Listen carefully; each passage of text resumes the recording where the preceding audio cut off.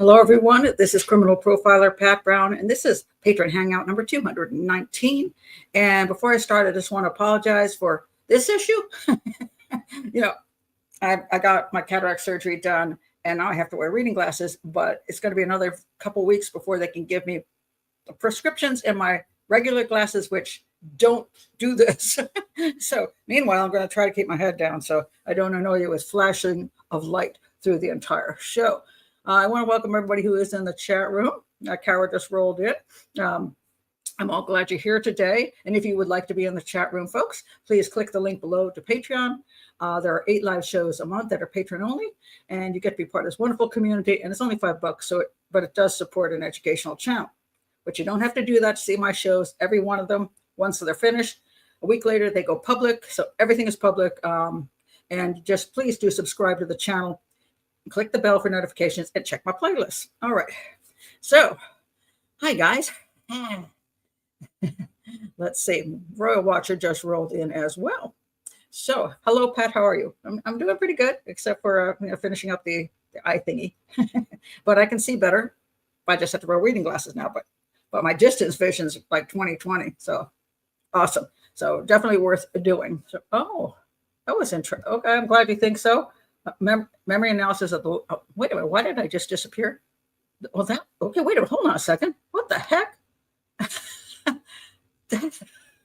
I have never seen that before. When I put up one of your comments, it blacks out the entire screen. What the heck is this new crap? Oh, that is so annoying. Now I'm gonna. Interesting. But let me put it up again. I'll just disappear and get used to it. For masterful analysis of the lost memory guy. Well, thank you very much. It was a very interesting show. If I remember to link it below, it's called Forgetting Dad. And a guy who was in his late 40s, I guess it was. And he was in a little car accident with his wife, but he didn't actually end up having to get any kind of, he didn't go to the hospital or anything, but a week later he said he had amnesia, couldn't remember anything. And a lot of people think he is faking it. He faked it for 20 some years until he died because he just wanted to dump his families and get an insurance payout. And it's a fascinating story. And there is an actual on YouTube, you can find Forgetting Dad on YouTube. Interesting documentary by his son. And so I gave an analysis of whether I thought he was a psychopath or whether he really might have amnesia. So the trial of what? The trial? I know you don't have trial. I don't watch trials. No, I do not watch trials because it takes an incredible amount of my time, and I don't have time to sit through all of that. People who love trials, of course, will enjoy them. And people who comment on trials, like there's a lot of attorneys and stuff who trial watch, and it's a great way to make a crap load of money on YouTube, by the way, because they can put the trial up and sit there and do commentary for 8 hours straight and make a lot of money. And they can do it every single day and get people tune in to hear what they have to say about the trial. So, but I'm not an attorney. And I don't want to sit through all of that. So I do comment on trials when there is like when it's finished, I comment on perhaps my thoughts on it, or sometimes midway if I get enough information about what came out in the trial. So I don't feel a necessity to sit through every bit of a trial. It's torture for the jury, and I'm not on a jury, so hey, I'm not putting myself through that. Lady Jane says, I love watching live trials. Well, there you go. It's there's something for everyone. It's not for me. So anyway,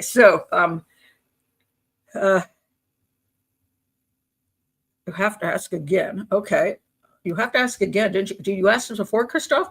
I have to ask again. It feels like, how often does law enforcement know who did it, but there's no trial? Okay. That is a good question. And it's tricky because there are times when they're pretty dang sure they know who it is, but they don't have the evidence to go to trial, or they think they do, but the prosecutor won't let them. So they keep telling the family we're working on it, because they can't say to the family, yeah, we know who did it. And then the family's like, well, why aren't you going to arrest the guy? It's because the prosecutor doesn't think we have enough to convince a jury, which these days it takes pretty much a video and DNA. So sometimes they do. And then there are times when they really have no clue. Now, they might have no clue because it's one of those cases where it's very hard to know who did it. Recently, the Sherry Crandall case, which just got DNA, I talked about that one. That's the case in Prince George's County where I had an interesting connection to. And I worked at Prince George's Hospital, and also the police came out to check on one of my renter who had been in the hospital the day she was murdered, and asked her. I'm like, no, my renter didn't kill her. And so the DNA just proved that my renter didn't kill her, thank God. But some other guy, they'd never heard of him, as far as I know, because my daughter, who was with Peach County Homicide, the guy, Bernie, who was the detective on the case, he wouldn't retire because he wanted so badly to solve the case. He clearly didn't know who this guy was. Now, could he have come through the hospital as one of the many? Could he have possibly been interviewed? I don't know. But so far, no information has come out that they even had a clue who this guy was. He lived a mile from the hospital, but that's all they had. And his DNA that matched. So, yeah, you can work yourself to death on a case and have just no idea, especially when it's a serial homicide. And the Sherry Crandall case, it was a sexual homicide. So that was a serial killer. And they just had no idea. You look around the whole community, you go, well, I don't know. It's not like, some crimes you go to and, the husband's standing over the wife with a knife. And you're like, I think I know who did it, or they leave a trail of evidence or so ridiculous, you know who did it. And luckily, a lot of people are really stupid. And I'm going to show one case in a little bit like that, which really helps the police just race right over and arrest the guy. But if they don't have that, if they don't have DNA that matches somebody, if they don't have a connection from especially a connection from the victim to the killer, it can get really difficult. Or they can have a connection, but there's too many connections. Like the victim has a lot of ex-boyfriends, ex-husbands, and people she pissed off, something like that. You're like, well, I don't know. Any of these guys could have wanted to kill her.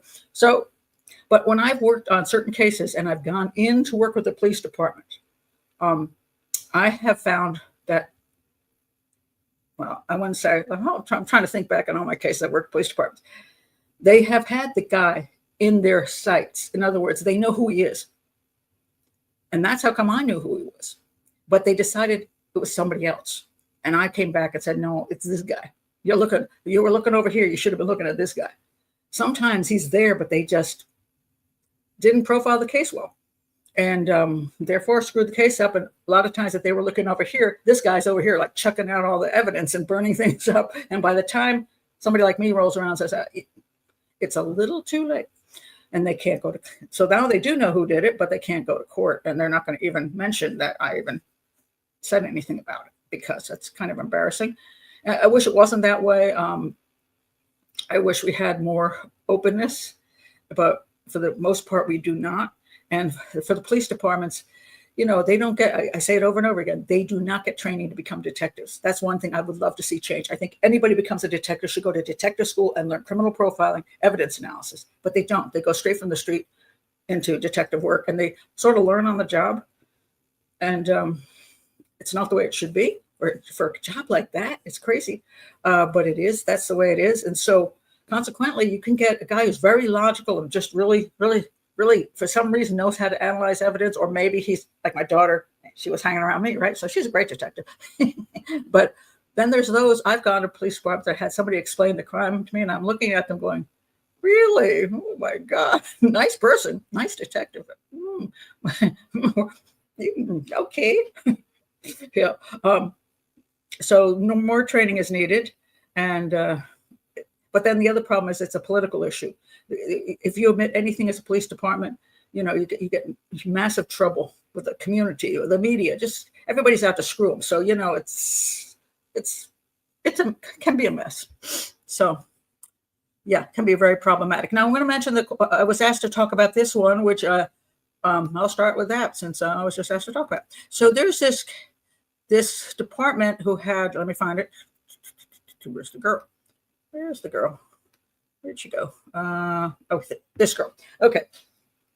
So this story is, her name is, what is her name? Her name was Gonzalez. Hold on a second. Well, let me tell you what the whole story is about. It's about this group of people. Oh, wait a minute. Her name was underneath here. 25-year-old Cynthia Gonzalez. Okay. She was murdered about 30 years ago.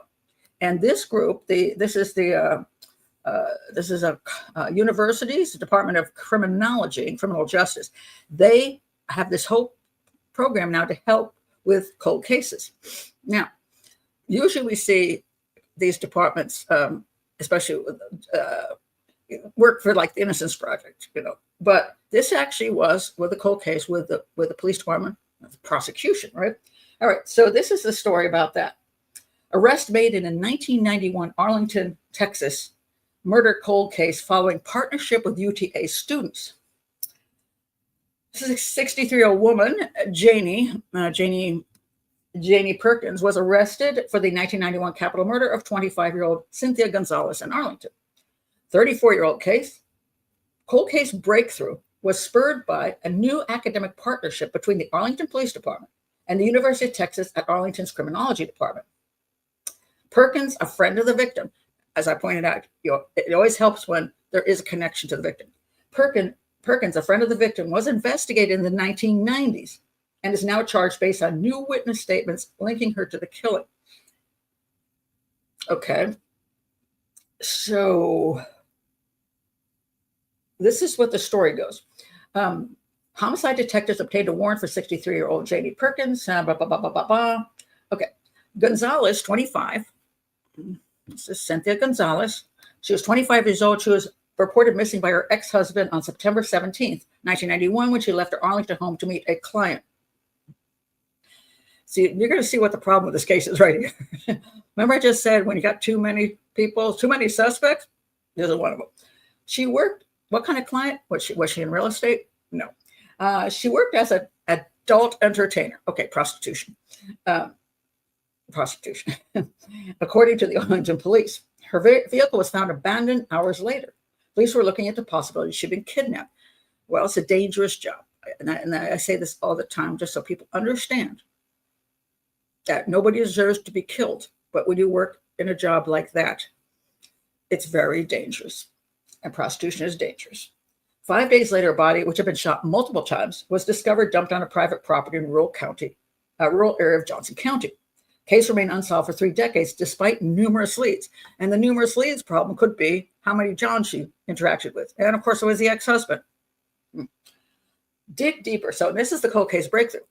The breakthrough came earlier this year when Gonzalez's case was assigned to the Arlington homicide detective for review. The case was also one of 3 cases assigned to students in a new advanced criminology course launched by UTA's Department of Criminology and Criminal Justice in partnership with the police department. I want to say right here, cool. Think this is great. I want to see more of this kind of work and evidence analysis going on. And if the police department would be willing to have outsiders to be involved with it, that's cool. Okay. I want to say that right here. Students working on the case began, the first thing here's a question I have. The police are letting them look at their police files like it's an open case. Well, there's no way that's happening. I mean, I have sometimes been allowed to work with the police and look at the police files, but I've been brought in as a professional profiler. They're not going to just hand out, even if it's 30 years old, they're not going to release that. Students working on the case began asking detectives specific questions about a woman named Janie Perkins, prompting detectives to conduct further research into the original case files. So when they say they did further research of the original case files, that makes me wonder whether they gave the students some of the information, but not all the information. I just don't know. If they gave them all the information, I would be shocked. I think fresh eyes are a great idea, but that's rarely done. So I'd be curious to know how this all worked out. So anyway, they began asking them specific questions about this Janie Perkins woman. Perkins, a friend of Gonzalez, had been investigated in the 1990s after detectives learned the woman shared a romantic partner who had recently ended his relationship with Perkins weeks before the murder to be with Gonzalez. Well, she's a pretty obvious suspect, right? Except for the fact that Gonzalez was also working in prostitution. According to the Arlington police, Perkins could not provide the original detectives with an alibi for where she was the night Gonzalez went missing. She also failed 2 voluntary polygraph tests when asked if she knew who killed Gonzalez or if she killed him. Additionally, she made statements to investigators indicating that she was glad Gonzalez was dead And she'd even thought about killing her or having someone else kill her. Could be a good suspect. Polygraph test is not admissible in court, and Perkins maintained she was not involved in murder. She was never charged. And you could stop right here and say, why was she never charged? My guess is because they did not have any enough evidence, in spite of the fact she said these weird things. She was the girlfriend of the guy, and he dumped her. So for this new girl, somebody can say, well, I'm not saying she's dead. I could have killed her myself. It doesn't mean she did it. And that's not going to work in a court of law. So and the polygraphs can't be there. So they probably had, outside of no alibi, they probably had no evidence truly linking her to the crime. Current detectives, upon thoroughly reviewing the case files, discovered new witness statements. Okay, first of all, my concern here is that if there's detectives are looking at the case files, why aren't they coming up with this stuff? I'm a little confused. Discovered new witness statements. I want to know where those new witness statements came from and how recently. That claimed Perkins had admitted to her involvement in the murder and provided specific verifiable details about the killing. They believe Perkins either participated or facilitated the kidnapping and death of Gonzalez. After consulting with the district attorney, they filed charges against her. And then they say, when we launched our cold case partnership with UTA, we always hoped we'd get an outcome like this one day. I said the police chief. Al Jones. I don't think any of us expected that lightning would strike the first time. I want to sincerely thank the students for their work and dedication to this case. I also want to thank UTA faculty for embracing the program. We hope this is the first of more to come. And part of me is like, that is really cool that they've opened up this and the students are getting to participate. But I'm still curious about the details of how did they just say, hey, did you look at the woman who said she did it? Or the woman who said she would have done it to fail the polygraph? Would the new detectives not have realized that without the help of the students? Just wondering. So, and of course, the interesting thing here is that I think if I had been there, they might well have stated, yes, she came in and it wouldn't have been I helped in any way. They would, because that would make them look bad. But here they want to praise the students because everybody loves students. So I don't know. I have mixed feelings about not the program itself, but how it all is run, and whether we're getting the full story here on how this all happened. And if the students if the cold case squad looked at this case and didn't come up with that stuff before the students, you kind of wonder why. But if the students did help because for whatever reason they had too much work and they gave them enough information that they came back and said, hey, what about this woman who clearly did? Clearly could have done it. I don't know. It's just interesting. I don't know what to say. It's cool. Yeah. Love the idea, but what am I missing? That's kind of what I'm not sure. Yep. Look, I look lovely today. Well, I wear the same look. First of all, it's weird actually, because the color is actually, depending on the light, love the lipstick that I wear every single time for the last, I have one of the same lipstick for 4 years. I love how women like to talk about my makeup, which is exactly the same every single time because I have no talent. I buy cheap makeup. I use the same thing every day. It takes me 5 minutes. So it's all,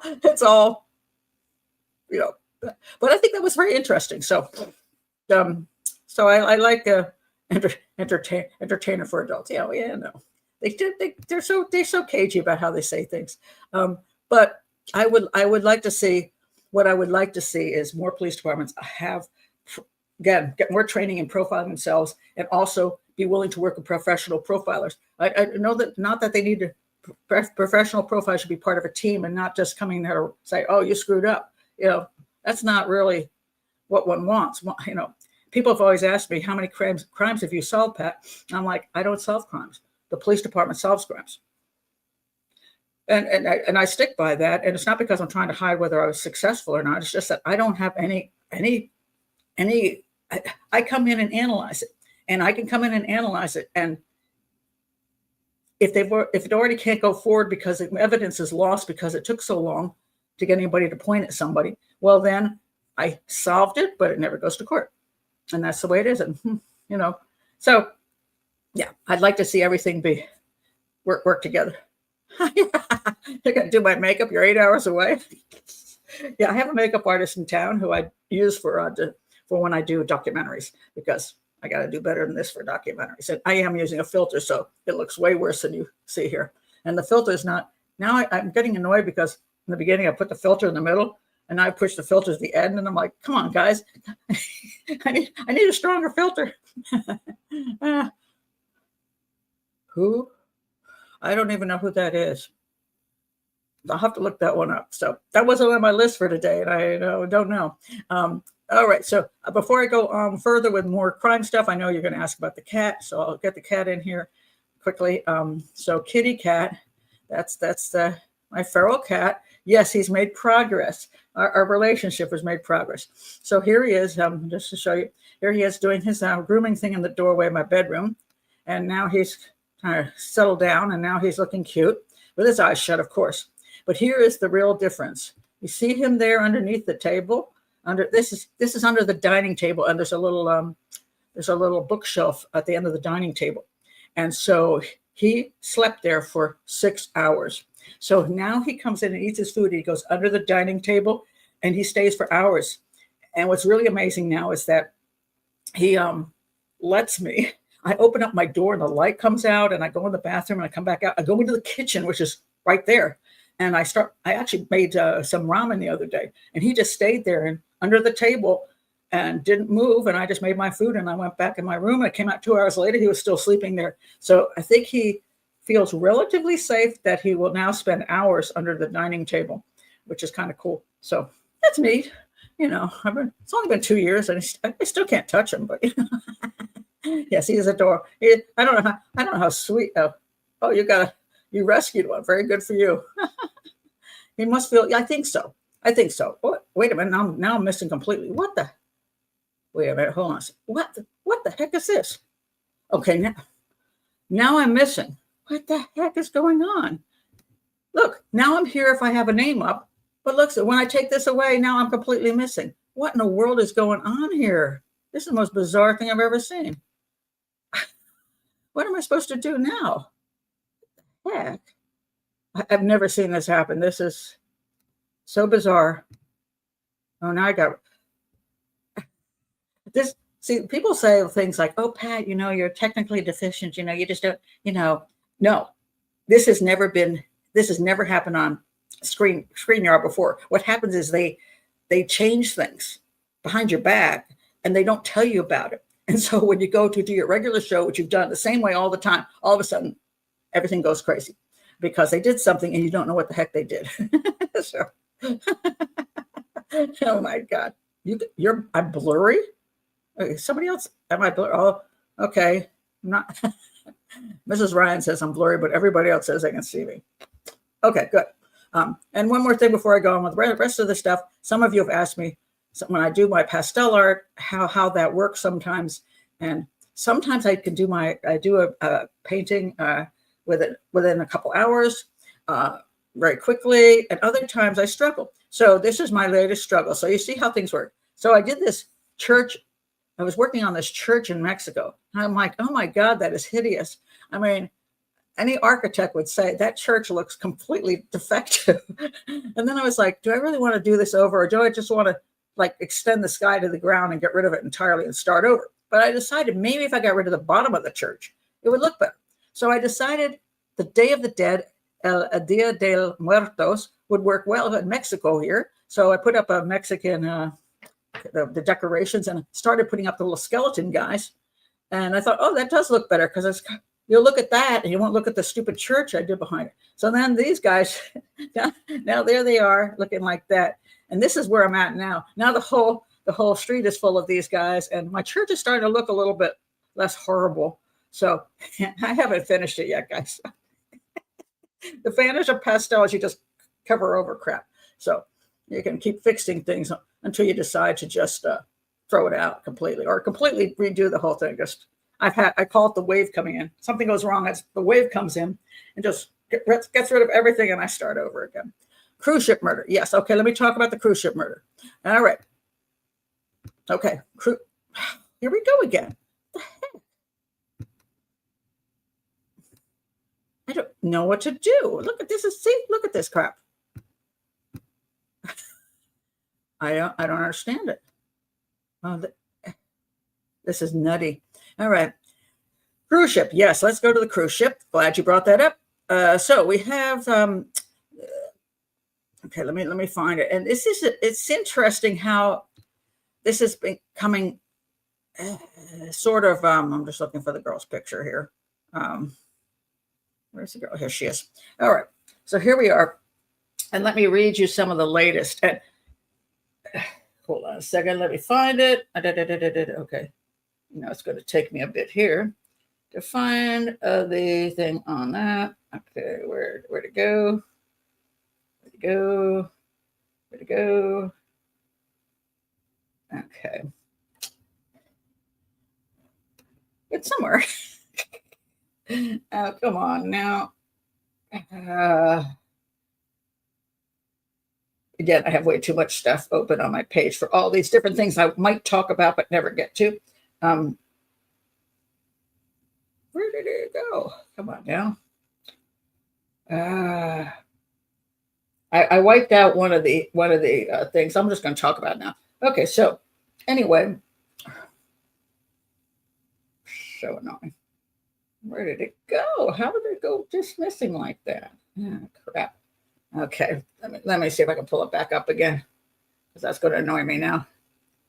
Anna Kepler, right? Anna Kepler. Oh, I'm just going to go ahead. Anyway, this is Anna Kepler. I'm just going to go with it. Here's Anna Kepler, and she was the girl that was on the cruise ship and was found dead. Now, when this first came up, one of the things I pointed out was it was very interesting. The family did not come out and say, "You must find the killer of our daughter." Why? What are they doing? She's been murdered. Why aren't you? And so I'm like, okay. Usually when that happens, when nobody's in a rush to find a killer of their loved one, it's because of one of two things. They OD'd or they committed suicide. One of those two things, because they're not angry at somebody else. However, what's come up is that supposedly, now this is all not solid information yet, but the FBI is looking into her stepbrother's possible involvement in her death. Although some news outlets say things this: slain Carnival cruise teen Anna Kepner's brother unknowingly slept feet away from her dead body. I think that was, which one was that? But that is disgusting. There's no, at this point in time, the word slain means homicide, murder, more than murder. And there has been zero information that she was murdered. Now, the reason the family may have not gone crazy about what happened to her, now somebody else, you're trying to find the killer, and the reason it might not be a drug overdose or suicide is because their own family was involved in her demise, in which case that could be the other reason they shut up, which is pretty rare. So that was a big surprise. Now, there's no proof she's been slain yet. Now, this is where I just get so frustrated with reporting, whether it be regular media or whether it be on YouTube, because everybody likes to jump on everything and just go crazy with it and start pointing fingers and saying things happened that we don't know. First of all, we have no cause of death at this point in time.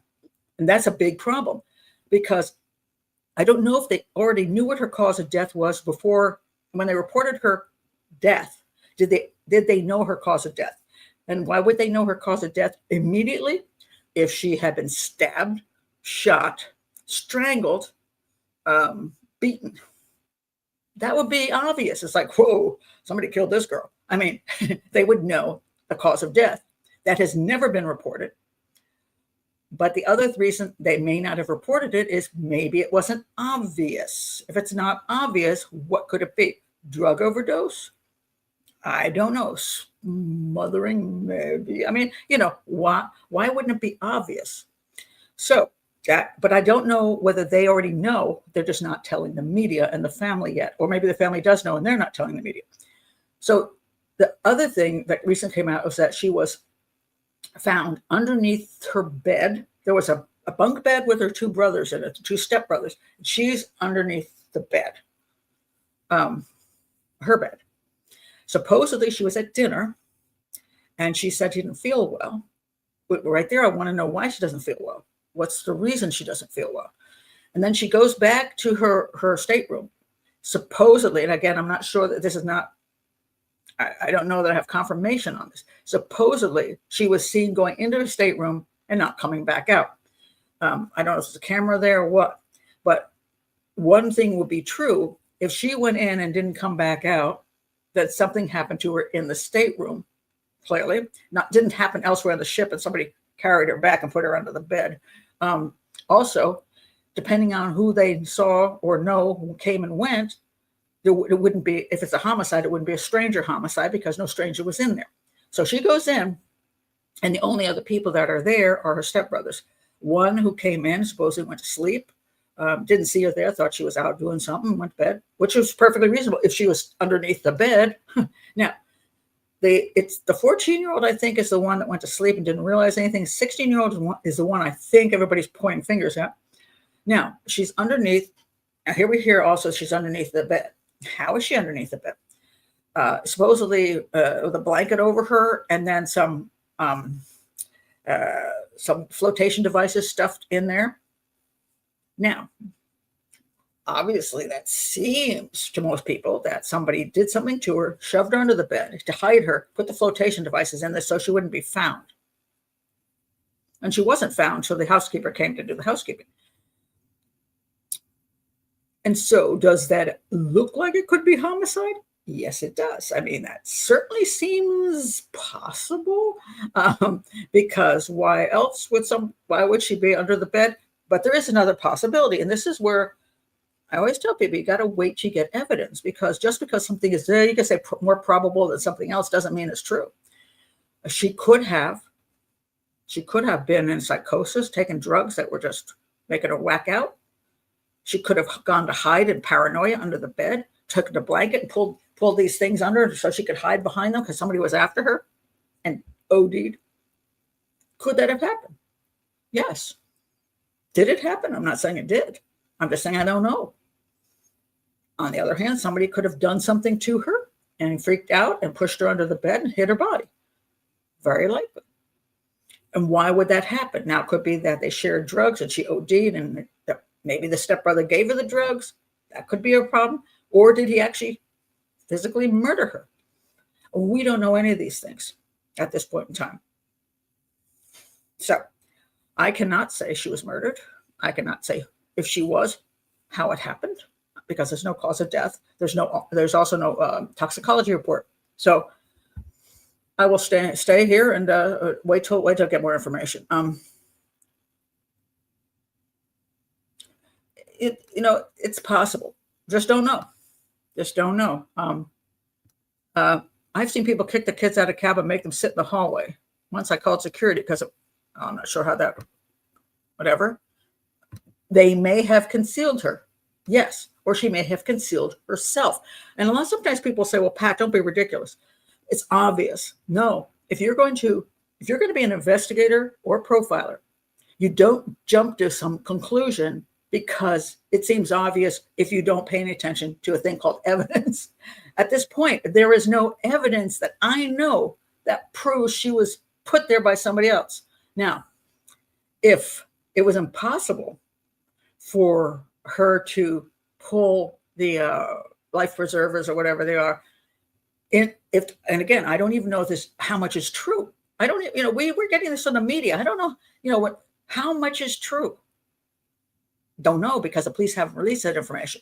So if I was investigating the crime and I found that there's no way in God's earth she could have pulled those things in there and put them against her body, there was no way, then obviously somebody else did it. But since I don't have the evidence, this is what profiling is about, and this is why I have an educational channel. This isn't a gossip channel. Oh my God, there's clearly somebody killed it. No, I'll leave that to other YouTubers. No, I don't know because I don't have the evidence. I don't even know. As far as I know, she was found under the bed. How she was found under the bed has not been released.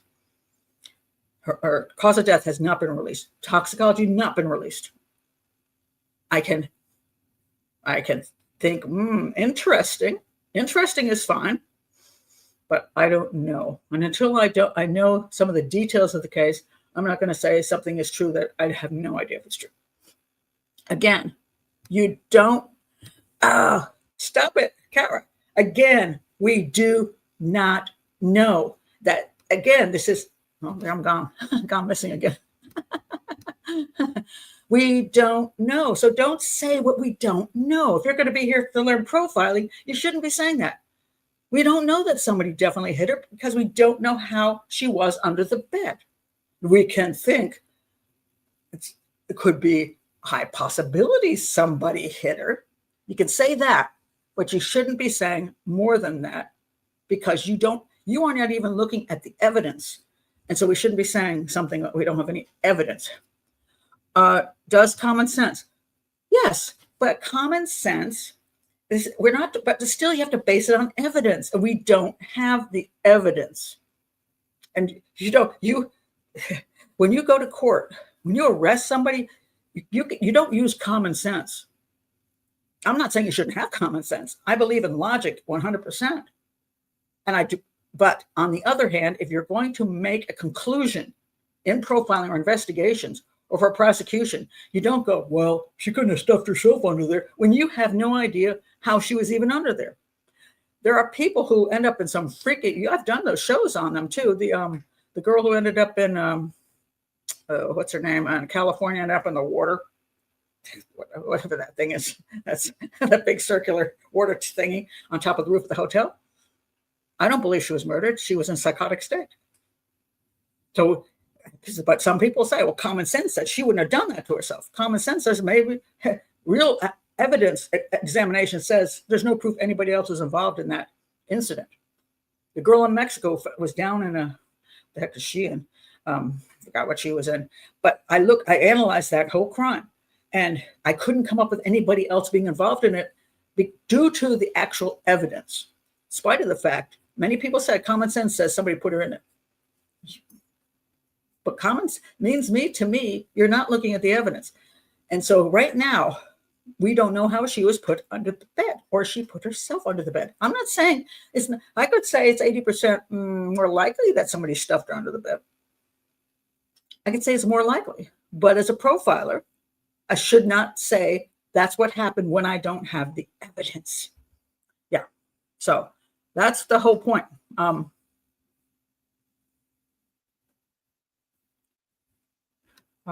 It's the same thing. Can you speculate, based off of evidence? Yes, you can speculate. I do that on this show because as an educational channel, I'm trying to teach people how to think. Yes, you can speculate. Even investigators can speculate. Even if I go work with police, I look at the evidence and I speculate as to what happened. But guess what? I am giving an opinion as to what I believe that the evidence supports. As an analysis of what I believe the evidence supports.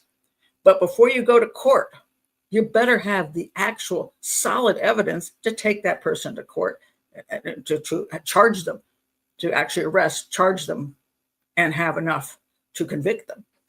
So it's not good enough to have just an opinion. So, but again, we should at least, if nothing else, our opinion or analysis should be based on evidence, not a lack thereof. We have nothing in this. The media has told us she was under the bed. There's something about a blanket and some life preservers. That comes from the media. And again, we don't know how she was under the bed. As I pointed out, she could have gotten paranoid. She could have said, oh, they're coming to get me. And she could have pulled in a blanket and pulled in some life preservers and rolled up and hid. She could have. I'm not saying she did. I'm just saying. I refuse as a professional to just start telling a story that, stepbrother obviously killed her. Obviously she didn't put herself under there. Obviously the stepbrother killed her. Obviously this. I don't have a cause of death. I don't have a toxicology report. I don't have anything. So that's what I'm trying to teach you here. All right. So that is true. Speculation doesn't equal evidence. You got to have enough. And a lot of times I see that one of the things that happens often, let's go to Jack the Ripper. Speaking of, I was just brought right before I started, right? Okay, so Jack the Ripper. Oh my God, A&E is at it again. So we have Jack the Ripper. Jack the Ripper. Here we go. Jack the Ripper. All right, that's the best I can do on that. Okay, Jack the Ripper. The A&E just came out with this. Will new DNA help confirm Jack the Ripper's identity? This just came out. Let's see, November 17th, 2025. New DNA evidence might help identify Jack the Ripper after more than 100 years. And the word might is in there because they don't want to get sued. In 2014, we named the true identity of Jack the Ripper using DNA from a shawl that I purchased in 2007 that was at the crime scene of Catherine Eddowes, the fourth Ripper victim, says author Russell Edwards. And his book was called Naming Jack the Ripper.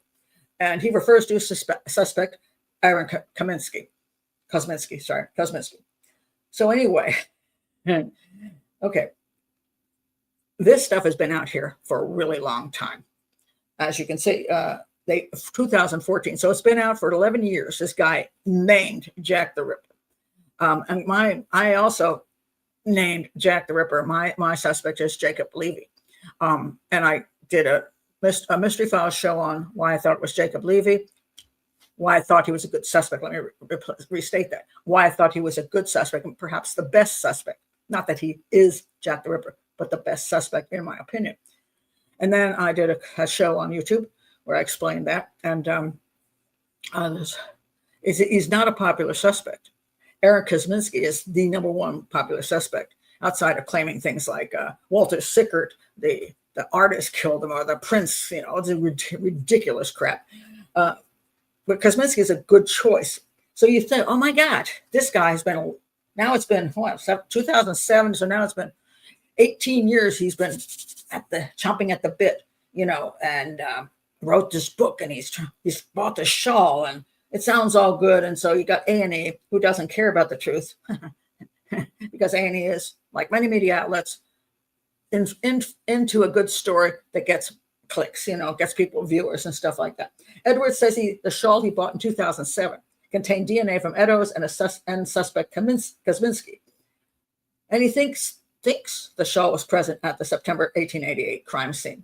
Blah, blah, blah. All right. So they're saying now, oh my God, this is now it's proving everything. Now, let me go over to, this is from Reddit, and I agree with Reddit. This particular person said these DNA claims are utter garbage, and for several very important reasons. The first is there's no evidence of any kind that the shawl has any connection to the case. It's entirely based on the family legend that an ancestor picked it up at the Eddowes scene. This is unlikely for two reasons. The ancestor didn't work, it was the wrong department, he wouldn't have had it. No known relation to the Jack the Ripper case at all. Eddowes' possessions were inventoried, and the shawl doesn't appear on the list. Unlikely she owned an expensive shawl made of silk in the first place because she was a prostitute. So then they tried to determine how old the shawl was. Sotheby's did that, and they thought maybe Edwardian, but it may not even have existed in 1888, and that was a big, huge thing. Then they did this DNA testing, which doesn't actually prove any specific person, blah, blah, blah, blah, blah, blah. So, yeah. So the problem we have here is you can put a story together, and people often believe the stories. And I had this one came up too. Somebody brought this one to me. Oh my God, this guy, Sisters in Death. And the book is very popular apparently. And so this guy is, what's his name? Let me get the, so Sisters in Death. She said she read this book and she's like, oh my gosh, the Black Dahlia case, he solved it. All right. He solved it. How did he solve it? All right. So the guy who wrote this book is called, what's his name? All right. His name is, sorry, I'd read his name. I can't see it on here because it's too small. So what is it? What is his name? Crap. Okay. Let me pull it up over here. So his name is, Eli Frankel. Who killed Black Dahlia? In this eye-opening shocker, an award-winning producer, true crime researcher, and Hollywood insider finally solves the greatest and most gruesome murder mystery of the 20th century. So he talks about Elizabeth Short, and then he says, but 6 years earlier, 1,600 miles away, another woman's life had ended in a similarly horrific manner. Not exactly. Layla Walshe was an ambitious, educated, popular, and socially connected through beauty. Though raised modestly on a prairie farm, she was heiress to her Kansas City family's status and wealth. On a winter morning in 1941, her butchered body was found in her bedroom, bearing the marks of unspeakable trauma. One victim faded into obscurity. The other became notorious. They both had a common killer, blah, blah, blah. So now he comes up with that. The person who killed Black Dahlia also killed Layla 6 years prior. And he comes up with reasons for why.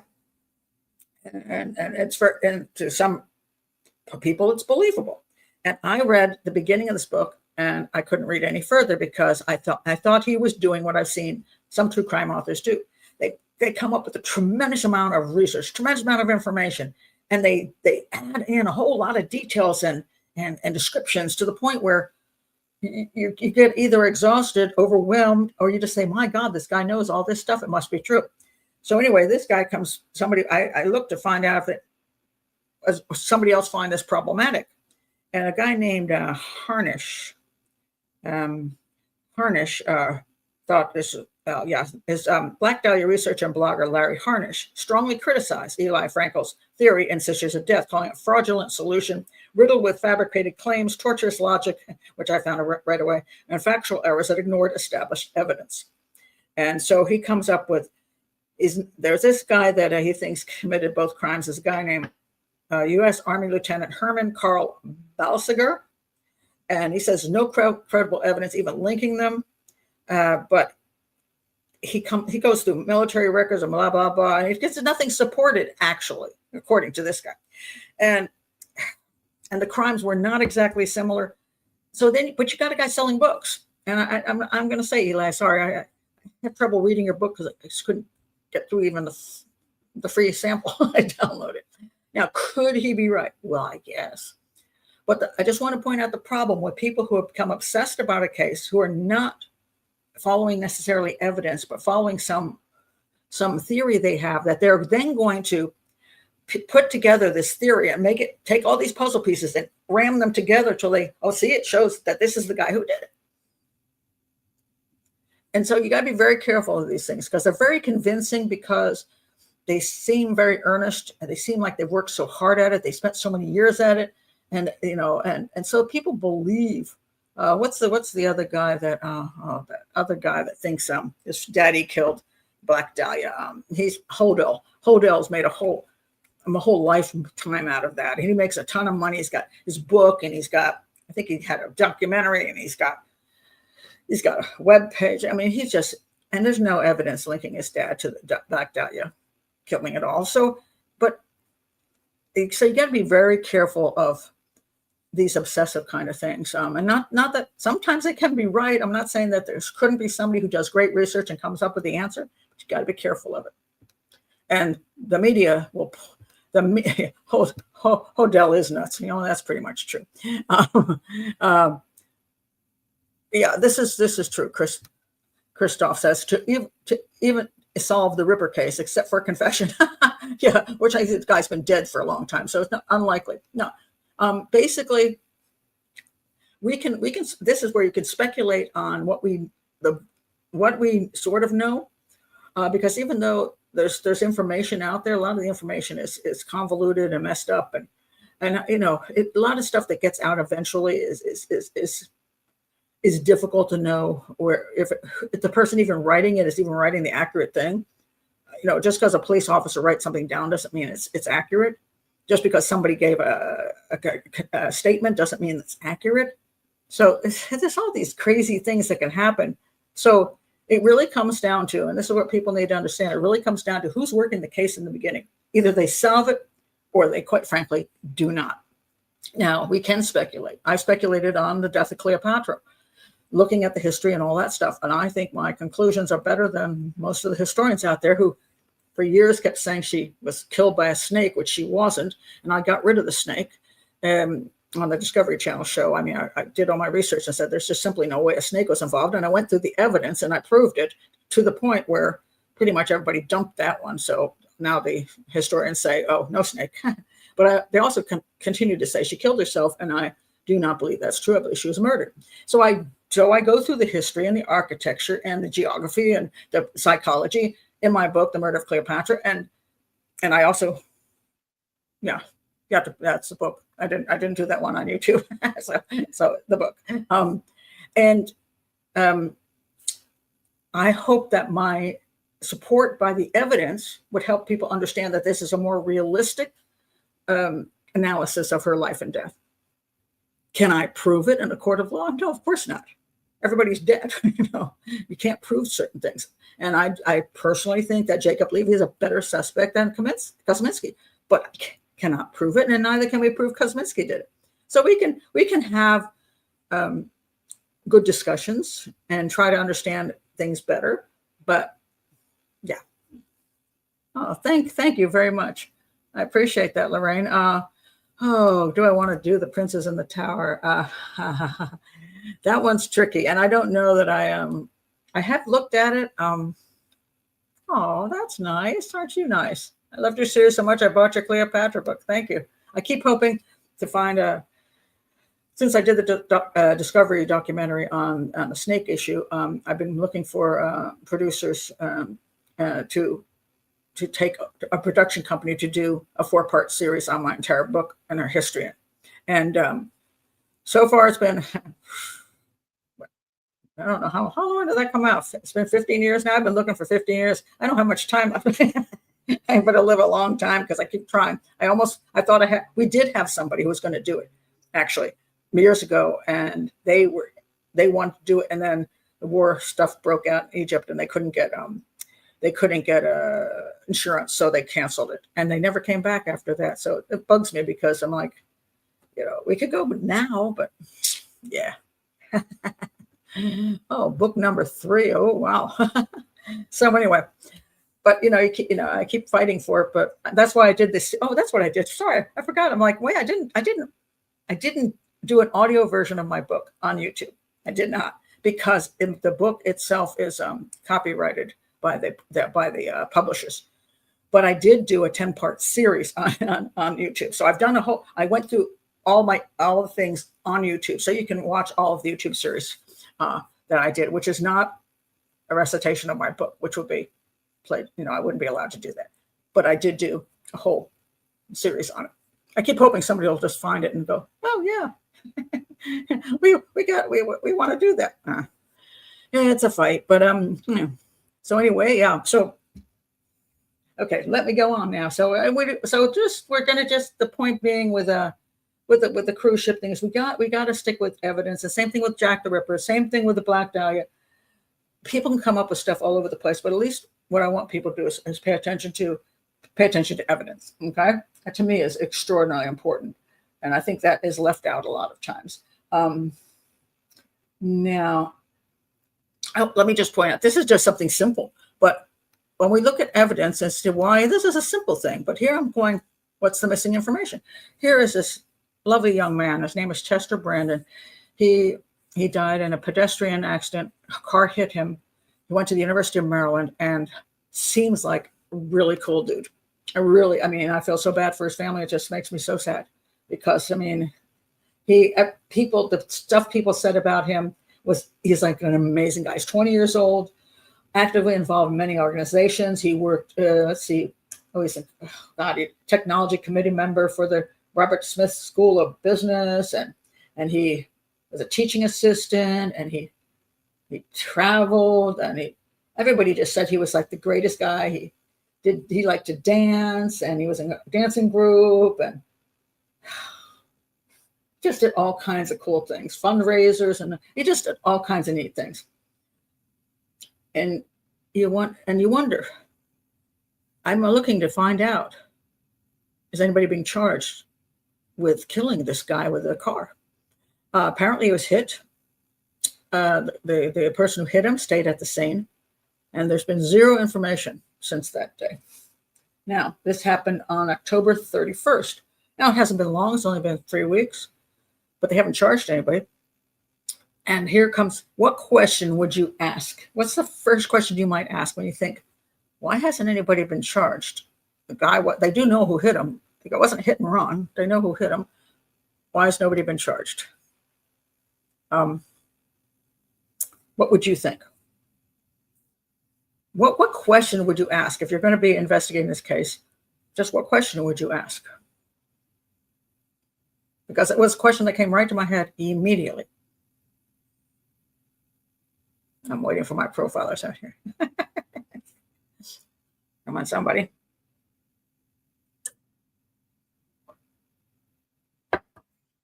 Nobody's going to, okay. Okay, there's a possibility. Was he drunk and fell in front of a car? Were they drinking? Were they someone important? Okay, but it's an interesting point. Someone important could be, okay, somebody rich. So you're saying that basically they're shielding. Now, this is funny because this is what a lot of people go to the police are shielding somebody. First of all, that rarely happens. So that's one of those things that's, yeah. But the question being, was he drinking?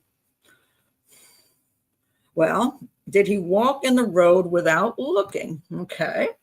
Now, let me show you what I have here. A car collided with Brandon.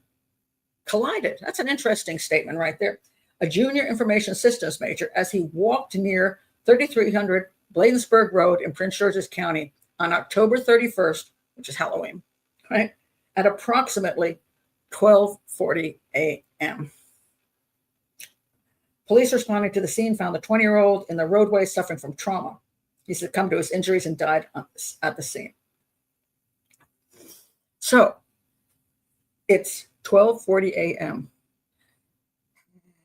Yeah, that is a weird collided with. That was kind of strange. I don't know if that's just bad writing or whether it's accurate. But whenever I see somebody who ends up dead in a pedestrian accident, and I look to see whether it's in the wee hours of the morning, because oftentimes it has to do with alcohol, drugs, or in our neighborhood, or somebody who's like mentally a little off, shall we say? Because in my neighborhood, I've seen that. I've seen a guy just walk on the side of the road. It always scares the crap out of me. Walking on the side of the road. And by the way, this is a heavy African-American community. So a lot of people with dark skin, shall we say.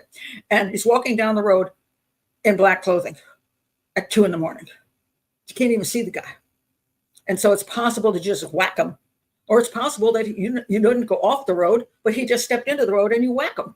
Scares the crap out of me because I think, am I going to end up in jail, prison for killing somebody in a pedestrian accident when 2 o'clock in the morning this guy stepped in front of my car? And once you whack him, it does, it's going to be hard. Can you prove that you didn't whack him slightly off the road? No, they're going to look for that stuff. That you never put the brakes on. Well, because maybe you didn't see him until you hit him. So I've seen a lot of this kind of thing, and it's scary. It's scary stuff. But when I see somebody who ends up in a pedestrian accident at that kind of hour, I always wonder, were they inebriated, under drugs, have a mental issue, dressed in black, walking into the street some way, somehow, and just stepped in front of the car, or was on the side of the road and the car didn't see them because they blended in. And I don't know, they haven't charged anybody. And so those are my questions. I don't know if there's any camera footage as a witness. I have no idea. And the lighting on the road, again, these are all great questions. But how was the lighting on the road? I don't know. No witnesses. I don't know. Again, these are all things I don't know. So why wouldn't the police just say that? Again, was he wearing dark colors? See, all these are the good questions. And I don't know what's going on. A lot of times what happens in these cases is that when a person ends up dead because of, I won't call foolishness, some error that they made and the other person didn't do anything wrong, oftentimes it just disappears and nobody talks about it. Occasionally, they'll just say that the driver was not at fault, but they usually don't go into the details of that for some reason. I guess because they don't see a need. Maybe the family doesn't want it put out there. But it's a shame. I mean, obviously he was a well-liked young man, had a promising future, and yeah. Oh, that's another whole issue. People walking around with too much trust in drivers. Well, there's a lot of arrogance. I'm not saying this guy, but there's a lot of arrogance of people. I've had this happen. It drives me nuts. You're driving down a road, and the road, I don't know what it is. Maybe it's 35 miles an hour or whatever. And there's a crosswalk. Okay, the person has the right in the crosswalk to cross. But if they bolt out of the freaking bushes just as you're crossing the crosswalk and they're jumping in front of your car, you're going to hit them at 35 miles an hour. So if you're going to cross the street, you might have the right to cross in that crosswalk and have people stop. But you're supposed to stand there and make sure people stop before you walk out. But and I've seen people walk out at full speed, and by the time you see them, they're already in the crosswalk, and you don't have time to stop. That again is frightening, and I've seen that often. I have another fellow that I was coming down the street, and this guy stepped right out in front of my car, and I managed to slam on the brakes, and he looked at me and he shook his fist. He goes, "I was in the crosswalk." Only there wasn't even a crosswalk. Like, okay, then it's not a crosswalk there, dude. So there's a lot of pedestrian fault a good portion of the time. So it's unfortunate. That is true. Poor lighting, no question. Yeah. It's very scary to walk in places where the lighting is dreadful, because you wonder, whether this kind of thing can happen, and it does sometimes. Yeah, that's true. That is so true. Car park spaces here are too small for big cars here. Yeah, that's how I got harassed in a parking lot, because the big vehicle parked in this fairly small thing. And when I tried to get out of my car, I could barely get out of my car. And I managed to get out of the car, but my car door touched the woman's vehicle. I didn't hit the vehicle. It just touched as I tried to get out. And I looked to see if there was any damage, and there wasn't. But that woman came after me. She harassed me. She called the police and claimed I hit her car. And she was just conning. She was trying to scam me out of money to fix her entire side of her vehicle. But they are too small. Some of these things are ridiculously small. It's like, But then again, if you have a massively large vehicle and you don't want somebody to scratch up your damn vehicle, park further down in the parking lot. You can walk a little further. So it's a bit of a problem. All right, let's see. I'm just talking about, say evidence things are just interesting to me. Let's talk about this guy, because here's a guy with some evidence. This one actually cracks me up. I was asked to talk about this. So this is, where are you, buddy? Okay. Is it? Oh no, that's not. Wait a minute. No, not them. Sorry, I'm going to get to that one. Okay. Where did it go? Hold on. I'm looking for it. It's disappearing on me. Okay. Oh, here we go. So small pictures, hard to see. Okay, so this case, this guy was I believe he was convicted of, let me find it, killing his wife. He's a swindler, but the story is just amazing. Amazing. So anyway, this guy, his name is Walshe. An art swindler on trial for murdering his stunning wife. I love how this is, of course, Daily Mail, so they got to sensationalize it. His stunning wife. I want to say he's an idiot, but I'm also going to say she's an idiot. Two idiots, but she got the worst of the idiot part, because she got killed by the other idiot.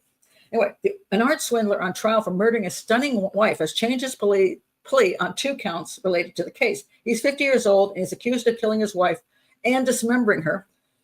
She was 39 years old. And then this happened in New Year's Day in 2023. Keep in mind the 2023, just outside of Boston. All right. But during court, Walshe, who is currently serving a 37-month sentence for selling 2 fake Andy Warhol paintings for $80,000, decided to plead guilty to counts of willfully conveying a body in violation of state law and misleading police. But prosecutors alleged that he disposed of his wife's remains in nearby dumpsters, and his interference in the case resulted in the destruction of her deceased body. He has not admitted to killing her, which is why you want to get rid of her body in such a way that they can't find the body and prove the cause of death, because, you know, his whole plan, according to, I'm sure his lawyer got him back there and go, okay, this is what you're going to do. So what you're going to do is say you chopped her up, but only because you thought they would accuse you of something, and you didn't kill her. She died of a drug overdose or whatever. And if they can't prove a cause of death because she's not around, they can't prove that you murdered her. So I'm sure that's his plan there. He has not admitted to killing her, and the trial will proceed with jury selection. Now, let's look at some information about why he might get convicted. Okay, so, he faces a maximum sentence of 10 years. That's all. The misleading police charge, and up to 3 years in prison for the conveyance charge. If convicted of murdering his wife, he could get 20 more years. So why was he arrested? Okay, her body's never been found. That's why I say he's an idiot. Investigators discovered that he had searched how to dispose of a 115-pound woman's body on the internet. I've always told you that. Well, you got to be careful what you put. Usually what happens is they look up how to murder somebody way before they murder them, and they forget they did the search. But in this case, he actually had already killed her, and he goes on the internet to figure out how to get rid of her body. And 115 pounds, let's be sure it's accurate. Okay, that's one thing it's got going against him. I think the jury might find him guilty of murdering his wife. Then they also found blood was found in the basement of the couple's home, and trash bags filled with bloody items, a hatchet, and a hacksaw were found in a nearby trash center. So he's got all the equipment for cutting up her body. Walshe told police his wife had taken an Uber or a Lyft to the airport to fly to Washington, D.C. on January 1st for work. And but then she decided she was supposed to go on January 3rd, you see, but she had to fly earlier due to an emergency. But there's no evidence she ever took any taxi or share service to the airport. So she just disappeared. Well, Walshe also told investigators he was out shopping for his mother on New Year's Day, but the surveillance videos of CVS did not support this. He went to several stores. He went to Home Depot, Lowe's, and CVS, buying cleaning products, plastic sheets, hazmat suit, a hatchet, and a hacksaw. And he was wearing black surgical mask and blue surgical gloves while shopping. He's not real good at this stuff. Anyway. All right, so then it says here, this is where I'll get to the wife, and she's not too bright. Or the problem was she didn't care that he was a criminal, because apparently let me get back here. Okay, his wife's relationship had been tumultuous near the beginning. Prior to their marriage, Anna called the police in August 2014 to report that Walshe had threatened to kill her and a friend on a phone call. The case was later dropped when she declined to participate in the investigation. The next year, they got married. You know, when a guy threatens to kill you, perhaps you shouldn't marry that guy. Just a little hint, you know. So anyway, they got married. They went ahead and had 3 sons. And then here's the interesting thing about the reason I have problems with her decision-making skills. Okay, he was sentenced in 2024 for selling bogus Andy Warhol paintings. He pleaded guilty to the crime in 2021. He pled guilty to a crime in 2021 and wasn't sentenced to 2024. I'm not sure, it took 3 years, but he pleaded guilty in 2021. So in 2021, before she was murdered, she knew he was a crook. And she stayed with him. So she's not too bright. That's all I can say. Not too bright. And, you know, if you're going to stay with a criminal, this is where I have a problem. Again, you don't deserve to be murdered.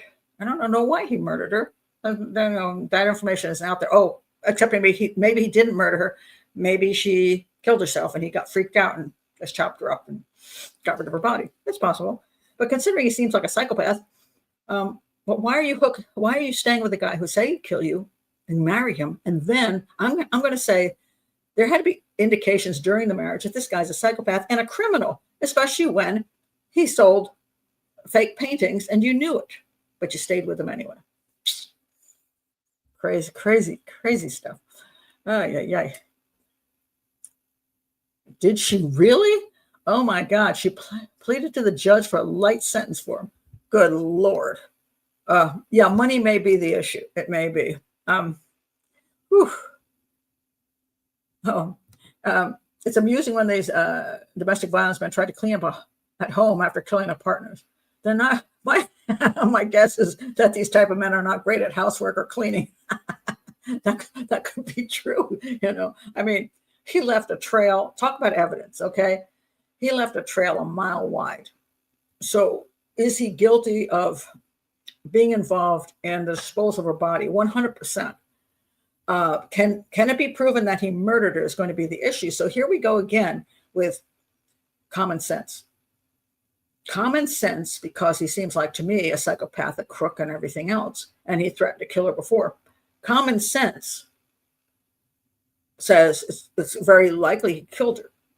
But as a profiler and an investigator, you have to find evidence that he actually did kill her and not simply dispose of her body. Now, one could say, well, he wouldn't go through all that work if something else had happened. In theory, that's true, but it has happened before. So again, there's a difference between having an opinion and having, when you're doing profiling or investigating, to be sure that you are basing your analysis on fact. So if I were with the police department, what would I be saying to them? If they said, hey, can you profile this crime? I'd say, well, clearly he chopped her up. There's no question about that. And he did it in a panic.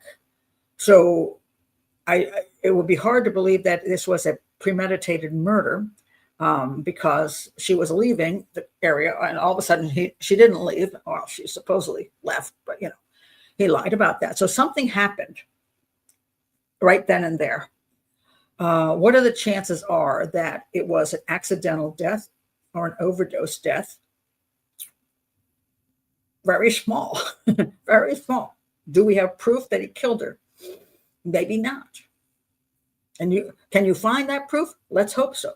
But since it doesn't look like a premeditated homicide, he probably didn't go online saying, how should I kill my wife, which would be very useful. He went online just to find out how to get rid of the wife's body. So if he went into a rage and killed her because he was angry at her for some reason, then we may not have proof, since they can't find the body, of the cause of death. And that's a reality. So I can have an opinion, and I would say, well, the chances of him having actually murdered her are pretty high, but do we have evidence of that? And so far, apparently, they haven't charged him with that, because I guess they haven't charged him with it because they don't think they have the evidence. Oh, that's yeah, that is true. That is true. You won't get the insurance money. So if she were, she just disappears, you also don't get insurance money right away, so it's advantageous to find them murdered someplace, but not by you. Totality of circumstantial evidence, as well as his criminal history, should help in court. It should, but again, the proof issue is still a requirement. As much as we would like to think it, we don't have to prove anything. We do have to prove something, in a court of law, and that's what his lawyers will say. Well, and I don't know if I were sitting in that court of law, if I were a person on the jury, and they couldn't prove that he murdered her, I might have to say, well, you can't prove it. It's unfortunate, but give him the highest level of sentence you can give him for interfering with the police investigation, getting rid of her body. Yeah, he might. It depends how much money he made on those paintings. Oh, that's interesting. His parents were wealthy. His father disowned him. His mother is blowing kisses in the courtroom. Oh my God. That's appalling. Yeah. Okay. Disgusting. He's a creep. But anyway, the other one I was asked about was this girl here. Where is she? Okay. There she is. Okay. This is Sarah Grace Patrick. She's a Georgia teen accused of killing her mom and stepfather. And she thanked her supporters a newly revealed text from behind bars. So she's been a very pretty girl, seemed like she was a nice girl and all that. And she supposedly killed her mother and her stepfather. And then there were these sorry, that wrong girl. Wrong girl, was it? Oh, here we go. Then she had these, she was online saying how much she missed. She only could see her mother in her dreams, so she'd like to sleep to see her mother. And then she was crying here and her mascara is running. So she went to TikTok people and said, oh, you should talk about this crime. Now, did she kill her? Did she kill her mother and stepfather? I can't say. And the reason I can't say is because, well, first of all, I'll say this. Everybody seems like a screw up. Her whole family seems like a screw up. Everybody in that whole family seems like a screw up. Drugs involved, blah, blah, blah. I think she had a rough time. That could mean that she became angry and killed them out of anger. It could be that she's psychopathic. It could be that she didn't do it. She was home. Her younger sister found them dead in their bed, shot to death, and she called 911. And then she eventually got arrested. Now, here's the thing that is problematic. And if you, again, ask me, did she kill them? Well, let me see here now. Let me see if I find, okay.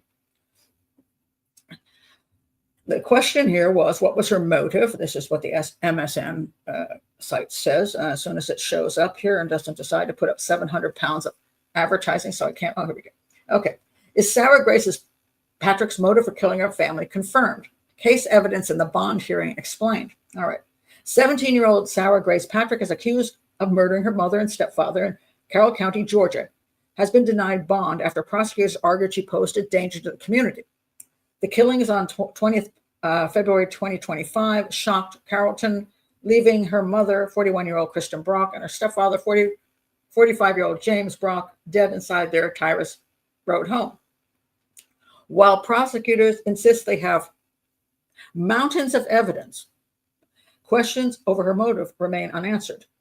Police were called to the family's residence in February when Patrick's 6-year-old sister reportedly discovered the bodies. The victims had been shot while they slept. Patrick herself phoned emergency services soon after. They launched a months-long probe before charging her as an adult with 2 counts of murder, 2 counts of aggravated assault. Then a high school student, she was taken into custody in July. All right. Now, what do they say here? Why did they not give her bond? They said she was a flight risk and that she was also a danger to others, including her younger sister, which if she shot her parents, she would be a danger to pretty much everybody. Here, it's a prosecutor's claim. This is what's interesting. Prosecutors claim their case rests on extensive digital evidence pointing to Patrick's online activities, TikTok posts made shortly after the murders, and comments at the victim's funeral. They also flagged her communication with people connected to the true crime community. Yet defense supporters maintain there is no forensic proof tying her to the shootings. They argue investigators have not produced physical evidence that Patrick fired the fatal shots, a gap that fuels ongoing debate over the strength of the case. So the issue about motive, the defense says, prosecutors have not confirmed a clear motive. Well, why would you shoot your parents? That's a good question. Motive isn't required, but you have to have solid evidence that she actually killed them. So she's in custody until the trial starts in January of 2026. Now, can I say she killed her parents? I can't, because I don't know what they have. Again, I mean, it's not even there. They didn't find the gun. So the parents are shot in the night. Her little sister, 6-year-old, probably didn't do it. So that leaves her or a stranger or somebody known to them who snuck into the house while everybody is sleeping and shot the parents and left. Can that happen? Yes. Where's the gun? What were they shot with? Was it a gun that was, I can't find any information about the gun and anything related to her. I mean, if she shot them, where's the gun? And did she leave the home in a car and come back? I mean, I don't know. Maybe I should put her name in and put gun and see if I can find anything on that. If anybody knows something, throw it out here. Let me find her name again. Sarah Grace Patrick, gun that shot parents. Let me see if I can find anything. Sarah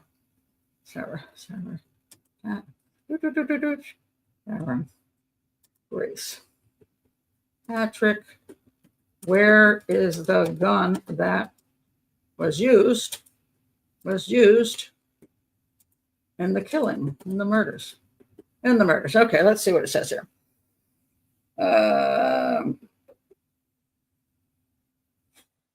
Okay. They don't have the gun. Okay. Well, whose gun is it? Oh, wait a minute. That's Instagram. I don't know. I trust that. They never recovered the firearm, but did she have the firearm? That's what I'm trying to find out. Let's go to AI and see if AI is useful. All right. I can't find anything. So offhand, I can't find anything. If I did a full thing on it, I might find something. But that's the issue is what gun was it? Was it a gun that the family owned? Was it a gun that she owned? Was it a gun that she had bought? Where's the gun? And if the gun isn't there, how did she get rid of the gun after shooting her parents? Then she would think she'd have to leave the house.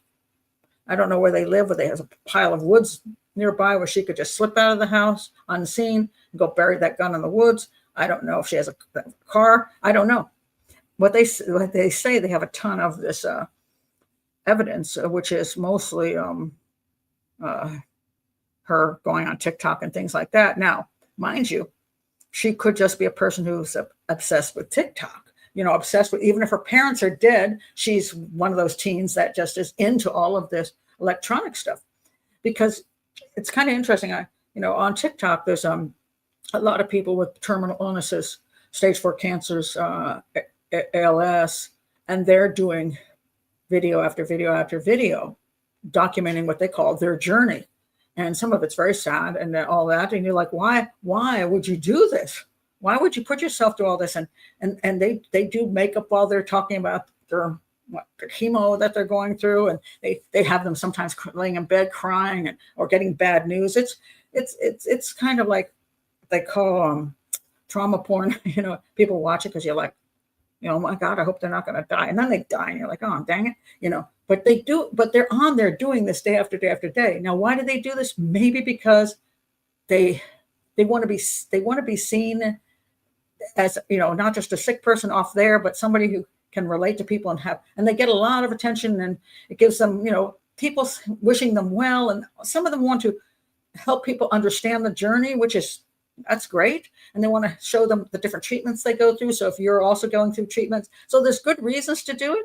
And then there's reasons of attention. Then there's reasons of loneliness. And there's a million reasons, or just that you've always done TikTok and now you're sick. So you keep doing TikTok. So I don't know if this girl's just into that kind of thing. And so she's always talking and she's going on these things and she wants to express herself, even under conditions where she just lost her mom.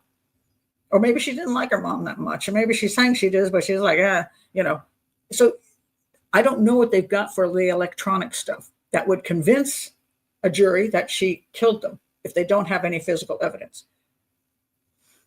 I think that's interesting, but maybe they're just not talking about it. See, again, from the outside, we don't know. Do I think they probably are pretty sure she did it? I'm going to say probably, because to make the arrest, I would assume they have to have enough.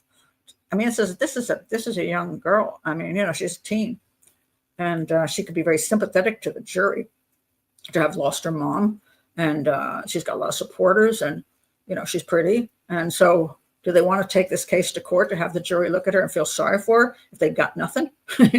So again, I can't comment on whether she's guilty or not. I can just say, well, maybe not. That's true. Some people do live for clicks. That's true. Trauma porn. Yes, you actually heard me right. Yeah, it's trauma porn. And not everybody, I actually do watch some of the TikToks on ALS because my sister died last year of ALS. And I find myself watching that because I saw what she went through for 3 years. And I'm watching people who are trying to, reach out and to support the ALS community, try to get money for ALS research and all that. But I also have to admit, it's kind of like watching a train wreck. It's like almost once I started watching somebody, I have to keep going back to see how they're doing or how they're not doing, oh, darn, it's kind of sick, might be more sick than the people who are on doing the show. If you kill your parents like that, surely your behavior must come across as odd. Absolutely. But again, are we talking about, because this whole show seems to be about this now, are we talking about, oh, common sense says if you loved your parents, you wouldn't be acting like this? But that's not proof. Again, it's not proof. What it can be is interesting. I use the word interesting a lot. I find certain things interesting and something I may want to look into a little bit more. So if I'm working, I'm going, this is really interesting. You should check this out. For example, in one of my cases, which I have not done a show on yet, but it's in my book, Profiler. No, it's not. I don't think so. Maybe it's not. Yeah, it is. It's in my book. Okay. So anyway, when this man was interviewed about the death of his mother, and he found his mother, he claimed he found his mother. She wouldn't answer the door, and he broke the door down and found her boyfriend stabbed to death on the couch, and found her stabbed to death stabbed up in the bedroom. And he supposedly tried to give her CPR, although she'd been dead for so many hours. I just don't know how he did it. But anyway, but in his interview with the police, he said something very interesting. He said, "I don't mind that my mom's is dead. I just don't like the way it went down." Really? That's interesting. Yeah. Is he guilty of killing her because he said that? No. Is it interesting, and should we pay attention maybe to look at him a little more seriously? Yes. Did the detectives look at him more seriously? No, they did not. They did not even look at him as a suspect, and they should have had these red flags in the statement analysis. Peter Hyde, who I absolutely loved and who is no longer with us, would have done statement analysis on the case and find red flag, red flag, red flag, red flag. Red flags do not prove guilt, but red flags tell you might want to look a little bit more into this person. So she could be, she could just be a person who's obsessed with that and want attention, and she didn't kill them. She could be a psychopath who didn't kill them. This is like the fellow who said, "I don't mind my mom's was killed. I don't like the way it went down." Well, he was a drug dealer and a scumbag. So maybe he just was a scummy guy, So he could have been a psychopath that didn't kill his mother. Because sometimes, psychopaths' mothers get killed too, and a lot of psychopaths' parents and wives and whatever can get killed, and they didn't do it. But it makes you want to look at them a little more if they have certain behaviors and certain statements that they make. So I'm hoping that the police have a solid enough information to have arrested her supposedly without having the gun, although there may be more information on the gun issue. For example, if it was a family gun, in other words, the parents had the gun was in the house. Like interesting in how some parents have weapons in the house, even though they have psychopathic children, and they don't lock them up.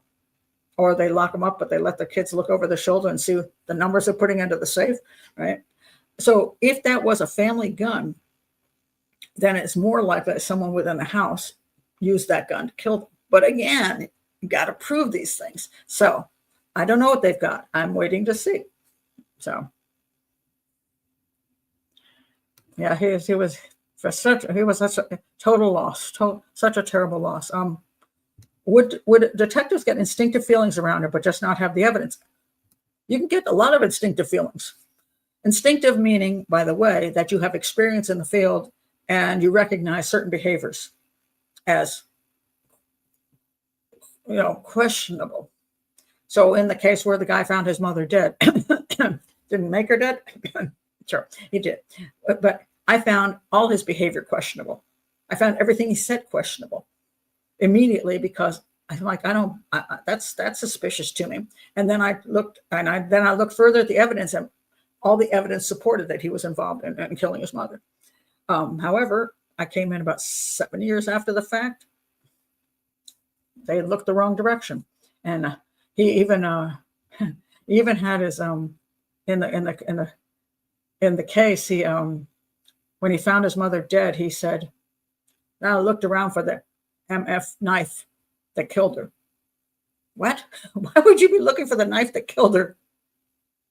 Well, I'm guessing he looked for it because he left it there the night before when he killed her. So he wanted to get rid of it. And then his cousin was there, and suddenly his cousin like jumps in a car and disappears. I'm going to say he gave the knife to his cousin and his cousin got rid of it in the river. So, but if you're looking the wrong direction, and they were looking at this as a hit from he stole drugs from somebody, stole money. And then they were looking at this as a gang hit. And it was ridiculous. It didn't make any sense to me, but they looked the wrong way. And so there you go. They would have to have some evidence on her. There'll be no trial. Trials are expensive. This is true. Although we have to say that there are some trials that should never have happened. That there isn't any evidence. That one recently, what was that one?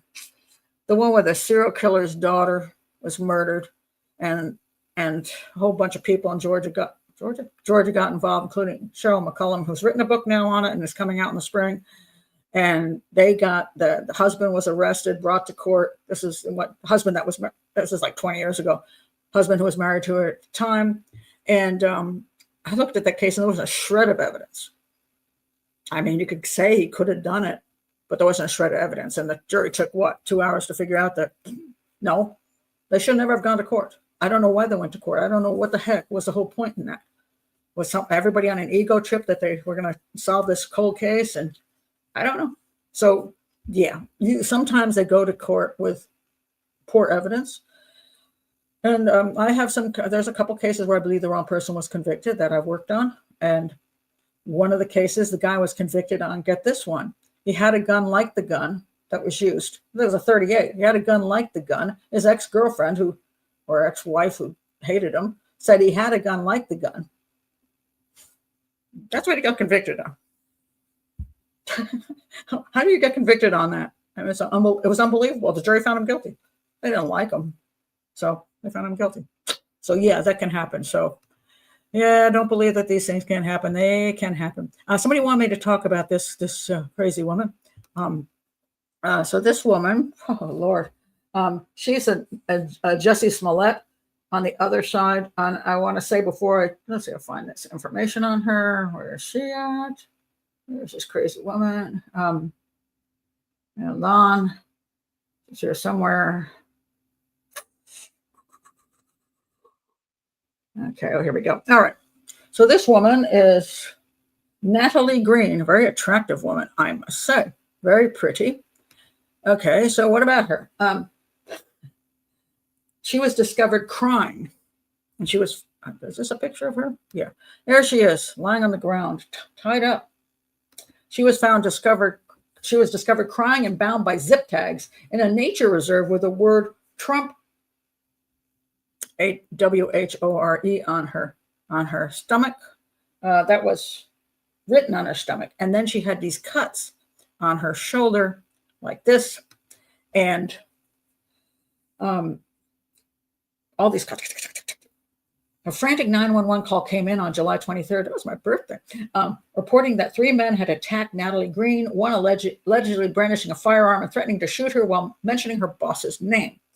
The former Rutgers law student, said the attack took place after she received threats while working at the congressional office for New Jersey Republican Representative Jeff Van Drew.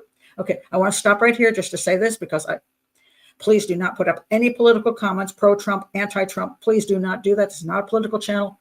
I will block the comment. And if you persist, I will block you off the whole show. Okay? I just will. I just don't go political. This is not about politics. And I don't do politics here. This is about reason she would do this, like the Jussie Smollett. So she's the opposite. Jussie Smollett claimed that people from the MAGA side attacked him.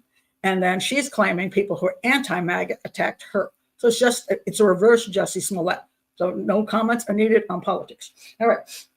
So the FBI questioned her and her story began to unravel, resulting in the young staffer being charged with making false statements after she's accused of faking the attack on herself with the help of an accomplice.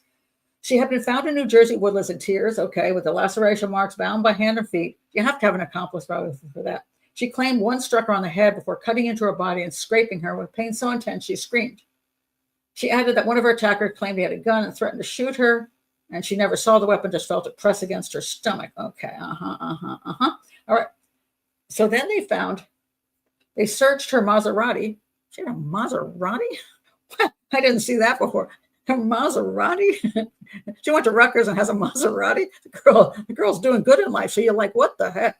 Found extra black zip ties, identical to the ones allegedly used to bind her. Federal investigators later discovered her friend had searched the internet for zip ties near me. Here we go with the internet again. Zip ties near me. And was seen on surveillance buying them at a Dollar General store on July 21st. When federal agents seized her phone, they uncovered a Reddit account following body mods and scarification pages. They found she had traveled to a Pennsylvania tattoo and body modification studio at 2 p.m. that afternoon and paid $500 in cash to have cuts and markings made across her face, neck, back, and shoulders with a scalpel.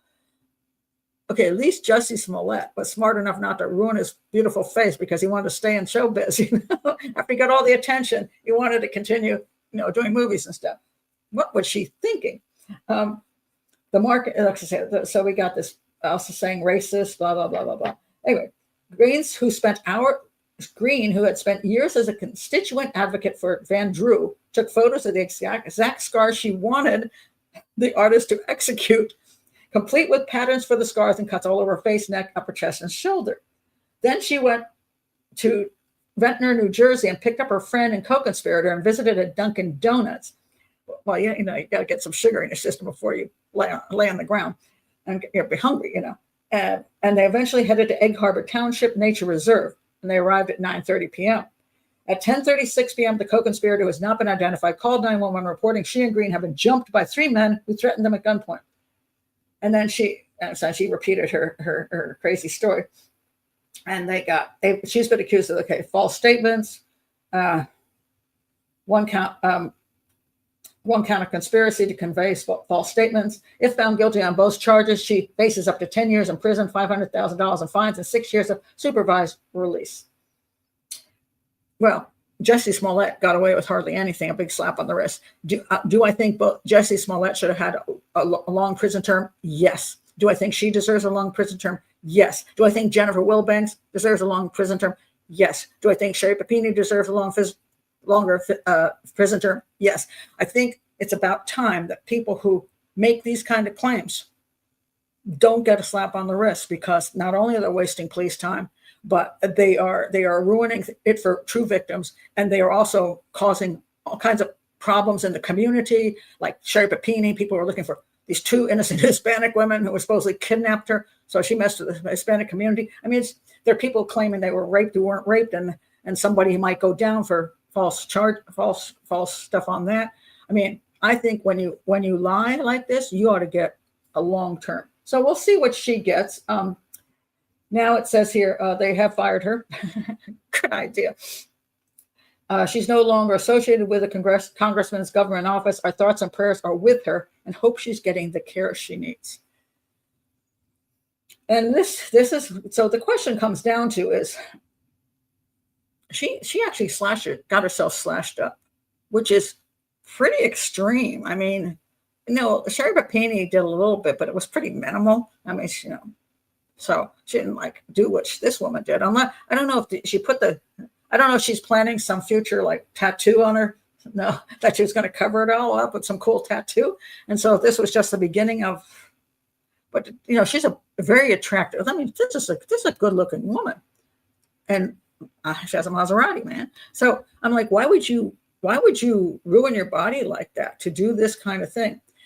And some people say, and again, do not talk politics on channel, that she's desperately wanted to sway the public's viewpoint on something, but that's so extreme that I will say that is very unlikely. Same thing for Jussie Smollett. I don't think his thing was political. I don't think her thing was political. I think both of them have suffered from a desire to get tremendous amount of attention. I don't know why she felt a need to do it at that point in her life, or he decided he needed to do it at that point in his life. But this comes to attention seeking. This is like a Munchausen syndrome type thing, where you make yourself a victim so that everybody feels bad for you and you get a ton of attention, especially this crazy amount of attention, because this horrible thing happened to you.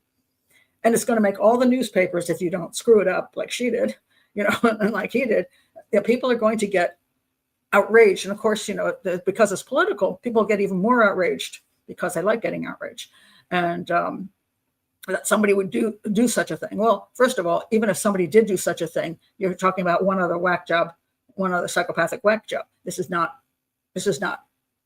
a representation of an entire community of people, but it does get them a massive amount of attention.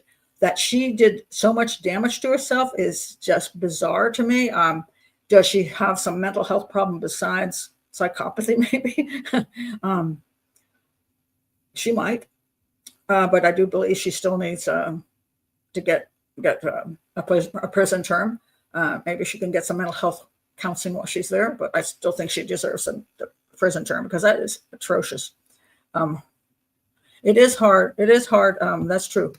It makes it real hard for real people, sick people, to get help. Sometimes that is absolutely true. This is a good point. Wait a minute. Use a burner phone. Yeah, you'd think. Some people don't do so well on any of this stuff. I don't understand if you have everything, looks, money, fame, are you not satisfied?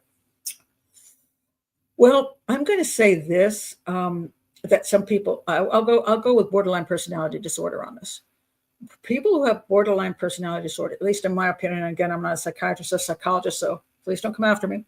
As a person, to me, is never satisfied. It's like this big, huge hole, and no matter how much dirt you throw into it, it never fills the hole up. It's always, I'm not getting as much as somebody else, or I'm not being appreciated as much as I should be appreciated, or my life isn't going as well as it could be. And they're always on the negative side. It's always the glass is half full, not half empty, not half full. So, I mean, so you can be, so those kind of people they just never get enough. They're always upset over the fact they didn't. Okay, for example, take my Cleopatra thing. Do I want my Cleopatra book to go into production in a series? Yes. Am I going to do something crazy to get somebody to recognize it? No. Do I feel like it's my life is half empty because I just didn't get that in my life? No, because I've gotten so many good things. I assume I can't get everything. I assume I have to be rational. I can't, into every life there's rain, and every life there's sun, and I work hard to have more sun than rain, but sometimes it's like, oh crap, that didn't go well, or I would have been nice if I'd had that, but I didn't get that, and so be it. I've had books that didn't sell like I wanted them to sell. And I'm thinking, gee, I spent an entire year writing that damn book, and I end up minus money because of the Cleopatra book I end up minus. I went to Egypt on my own for a month to do my research. I got every book that ever existed on Cleopatra and the Roman history and military operations and boats and all kinds of ships and all kinds of shipbuilding, all kinds of crap. And then I got a publisher, but I can't remember what the advance was. I think 12,000, which wasn't great, but it was a mid-level publisher, perfectly nice people. By the time I took that 12,000 and look at all the money I spent going to Egypt and all the books I bought and everything I did, I didn't make any money. On top of that, I never got paid for all my work. All the hours I put in, got nothing. But on the other hand, I got a chance to even investigate this. I got a chance to do the Discovery Channel show, which I didn't get paid well for. Again, I'll tell you what I got paid. I paid $5,000 for a month's worth of work, which I spent over in Egypt. And of course, the idea was you get a trip out of it. But everybody who knows how much work these things are, that's what I got out of it. Discovery Channel made a whole boatload of money out of it. I got $5,000, which was not, not much more than minimum wage, essentially, for the 12 hours a day you put out. But I did get a trip to Egypt, yes. And I got to, and they didn't, of course, cover all the research I did before I went. But on the other hand, I got to do it. And that was cool. And then I got to the experience of going back to Egypt and researching and meeting great people and writing this book. And I did my series here. So, yeah, I didn't get everything I wanted, but I got some things. And so this girl got some things, but apparently it's never enough. And that's what I consider borderline personality disorder. It's never enough. If you're married to someone with borderline personality disorder, you have a child or a parent like that, no matter how they keep, if you give them, let's say they say, I want you, you don't cook enough. Okay, so I'm going to cook. I cooked 6 days this week. Well, you didn't cook 7. So it's that kind of thing. You just can't make them happy. They're never satisfied. So she might have had that issue where no matter how much she got, it wasn't enough, So, and then she wanted that. She worked, and maybe she just, for whatever reasons, she thought this would get the attention she always wanted. Yeah. I think that's true. It's better to be rich in experiences than have an empty life. Well, that's true. Pull out my little violin. Oh, Lord. Yeah. Well, yeah. Sure, I created something, and so I've already had my whole thing. But see, this is where you have to have a sense of humor about life, and that's where borderline personality does not. Because after I did the Discovery documentary and I got rid of the snake, I've done that thing, and every historian now says she wasn't killed by a snake, but not one historian gives me credit for it. I've disappeared. I've disappeared out of that history, except it's there on the show. But people would have to realize when the show was made and when the historians changed their tune in all their books. So I'm getting no credit on it. And there was another author. She just stole some stuff right out of my new book. My book that I actually wrote. She took stuff from there. And she's a big author, and I'm a little author, so nobody will ever notice. And so you have to have a sense of humor and go, well, then, isn't that sweet? But you don't always win. That's the point. You just don't always win. You don't always get what you wish you'd get. But if you get some things, then you should be happy for the some things you get. I was married 25 years. I wish I could have, like my parents, been married till our dying days, and my parents were together until the 90s, and we're there for each other. And my marriage ended at 25 years, and I've been unmarried for 20. Do I wish I had a partner I go off into the sunset with, a soulmate? Sure. Did I get that? No. But I got these 3 beautiful kids, and I had some good times with them, and so be it. Life. We're fans, and we know the truth. Well, this is always nice if somebody. Oh, I'm gone again. Wait a minute. So I don't know what's going on. This whole thing is bizarre. This whole black out the screen thing. I'm gonna have to figure that out before I do my next show, because that's annoying as heck. But yeah, that's the way some of these people behave. So we just got a few minutes left, so I'm gonna do this one because I just thought it amused the hell out of me. Where is it? Where are you? Where is this woman? This is more of a Hollywoody thing, but I think it's pretty fun. Where is she? Okay, hold on a second. I got to try to find it. It's not that. I wish they'd make bigger things that I could actually freaking see. That would be really nice. Where is she? Is that her? I've got to look at this picture. No, I don't know. That's her. No. Wow, I can't find her. Shoot. Oh, man. Maybe it's up here. Oh, wait a minute. Oh, it's higher up. Okay. Here we go. Influencer says she ended marriage with NFL star due to the size of his penis. She described it being like 2 Coke cans on top of each other. Now, what amuses me about this is, let me find this story. Oh my God. It's so silly. So are there men who are very well endowed that can be problematic in the bed? Yes, this is true. Unfortunately, that is actually true. That there are some men who, people complain about the other size, but they don't. This size can also be problematic. So influencer Haley Khalil said she ended her marriage to NFL star Matt Khalil in part because of the size of his penis. They tied the knot in 2015 and renewed their vows a year later. But in 2022, she filed for divorce and since remarried. Model called somebody. Anyway, so she live streamed this whole thing about how that was the biggest factor in their divorce. So she says here,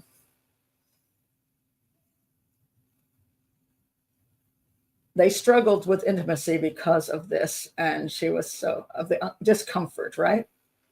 But here's what made me laugh. The pair of them started dating 2012, back when he was drafted by the Minnesota Vikings, with them marrying 3 years after they initially got together. Okay. somebody tell me what my problem here is with this whole thing. It just cracks me up.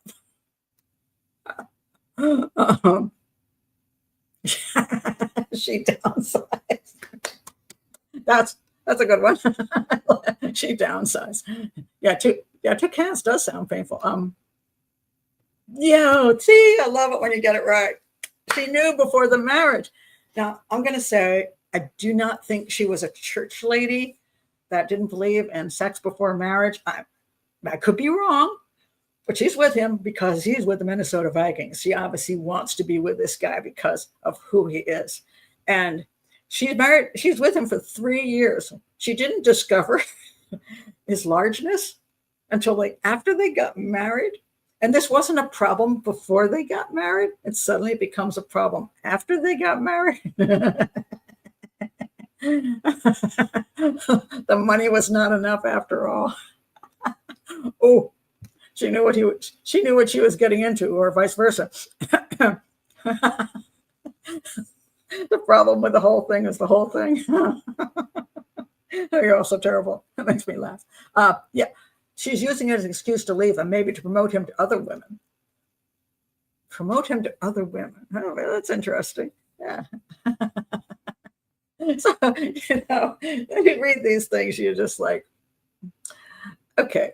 But I mean, theoretically, that can be a problem. As a matter of fact, I talked about that issue with another case. I'm not going to say it again because I got demonetized for saying it, but sometimes in cases of sexual assault, there's not evidence of sexual assault damage. And that can be because the guy's kind of on the little side, and it might be exactly what it was, but she's like, but I really didn't notice. So yeah, in this case, I guess it would be noticed. And so he might not want to involve himself in crimes. So I feel sorry for the dude. Everyone knows now. Of course, she didn't exactly explain 2 Coke cans. I don't know. I don't know. Poor guy. I mean, really? I'm going to say, if your ex-wife goes and says that in public, that's pretty tacky. I mean, really, that's super, super tacky. And so she's gone. Good riddance to her. And I think pretty much, yeah, it is. It's pretty petty. I mean, that's horrible. I mean, it's absolutely horrible. So just, yeah. But I agree, she probably downsized. But maybe she tacky and vindictive. I think there's probably a vindictive thing in there as well, because there must be hard feelings for her to do that to him. I didn't mean it that way.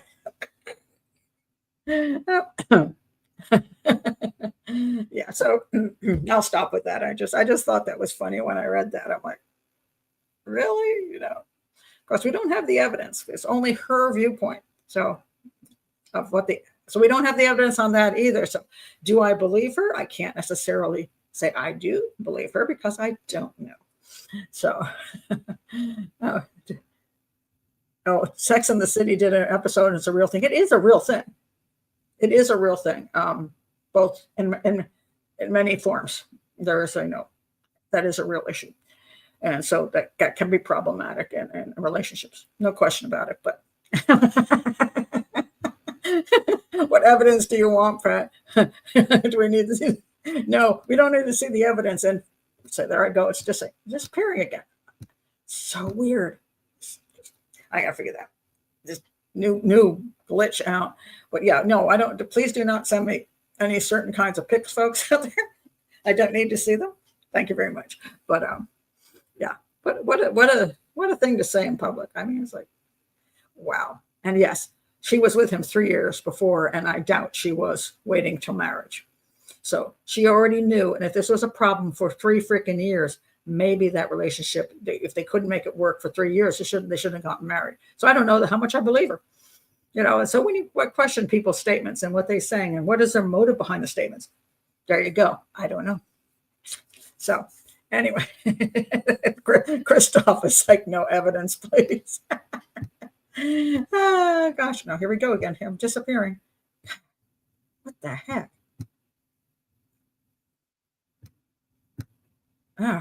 After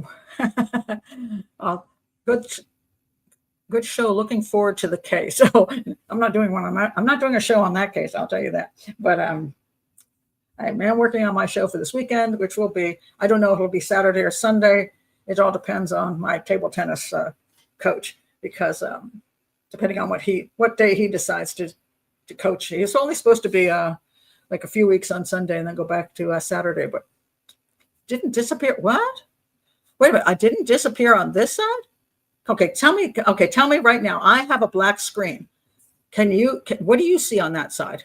So tell me right now, do you have a black screen with Caitlin's comment as you didn't disappear on the side? I see a black screen with just that. You do see her. Oh, isn't that interesting? You see me right now. What am I doing? Somebody tell me what I'm doing. I'm there, but blurrier. But I'm blurry. You see me, but blurry. Waving. Wow. Okay, that's fascinating. I'm gonna actually take a picture of this, because this is so bizarre. Because this is absolutely 100% new. I've never seen this before. Okay, now I got to see if I can get rid of this thing here. Waving an appendage. See, I can't figure out how to do this stupid getting rid of the. I can't. See, on this side, I'm disappearing. Okay, now I'm going to show you what I see, just so you can see what I see. It's crazy, and this is absolutely nothing that's ever been here before. So this is what I'm seeing on my side. See, I can see myself in the little picture down below. But that I always see. See the black screen? That's what I'm looking at, a black screen. That's why I thought nobody saw me. And now you say I'm also blurred. At the same time, I'm seeing a black screen. So this is some new StreamYard thing, which I hope I can fix by Sunday. Yeah, it is weird. It's never happened before. No, it's not internet. It's StreamYard. Internet is fine. It's when I click on these things on the comments, it's throwing me to a black screen, which has never happened before. So very frustrating when they do these things. Now I'm going to have to Google and contact StreamYard and say, oh, it was black on my phone. It's just you're seeing the reflection. That's why you see a little bit of me. It's just a reflection off the screen. That's all. But no, it's completely black over here. So I will have to contact StreamYard, or maybe they have some new information out. We have this new thing we can do. Great. Can we not do this? So show comments. Oh, that's a new thing. I just saw that up there. I wonder if that's it. Show comments on stage. Let's see what happens if I do this. Ooh, wait a minute. Is that in it? Oh, no, I don't. See, now that puts up thing. Now you see something completely different. No, I wasn't doing that. I want that off. I don't know. I'll have to figure it out. So annoying. So anyway, goodbye, everybody. It happens to other creators lately. Huh. Okay. Yeah. Go figure. They every once in a while they decide to make my life miserable, so I have to deal with a whole bunch of whatever I got to deal with, and just struggle through whatever new crap they put together. And that's YouTube, and that's StreamYard, and it's like, yeah, everybody. X, Facebook. Oh my God. So anyway, thank you guys for being here, and I'll see some of you on the weekend. If you want to be in the live part of the show, please click on Patreon below. And if you just want to watch the show, just be sure you subscribe to the channel and click the bell for notifications and check the playlist. See you next time. Bye.